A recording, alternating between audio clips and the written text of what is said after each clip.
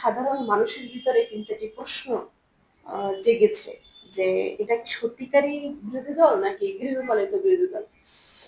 এখন তাদের সংসদে ভূমিকা নিয়ে আপনি যদি দেখেন বা আমি যদি দেখি, সেটি অনেস্টলি স্পিকিং যে তারা সঠিকভাবে বিরোধী দলের ভূমিকা পালন করছেন না। ইভেন বিএনপির একজন সংরক্ষিত আসনের নেত্রী একটি টিভি চ্যানেলে প্রকাশ্যে তারা বলছে যে তারা কিছু কিছু আসন তারা স্যাক্রিফাইস করেছে এবং তাদের নেতাকে তারা কোরবানি দিয়েছে।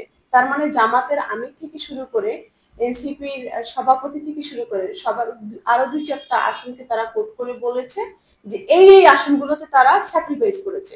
আচ্ছা, নির্বাচন তো ছিল নির্বাচন কমিশনারের হাতে, তাহলে তারা সেখানে স্যাক্রিফাইস করার কে?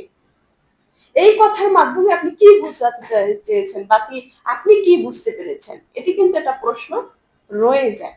তো সেই জায়গা থেকে যদি বলতে চাই, তাহলে এই নির্বাচনটাও ছিল কিছুটা তাদের প্রি প্ল্যান ছিল, মেটিকুলাস ছিল এবং আমার কাছে মনে হচ্ছে এটা সমঝোতা নির্বাচন হয়েছে 12ই ফেব্রুয়ারি। তা না হলে ওই আসন স্যাক্রিফাইস করার ওই নেত্রী এই কথা বলা দুঃসাহস কিভাবে দেখায়? কারণ ভোট তো ছিল জনগণের হাতে। তারা কিভাবে আগে থাকতে স্যাক্রিফাইস করে বা পরবর্তীতে স্যাক্রিফাইস করে? তারা তো ইলেকশন ইঞ্জিনিয়ারিং করেছে, প্রকাশ্যেই বলেছে। তাহলে এটির মাধ্যমে এটাই বলা এবং বোঝা যায় যে বিরোধী দল কি হবে সেটা তারা জানে। বিরোধী দলের সাথে আসন সমঝোতা হয়েছে।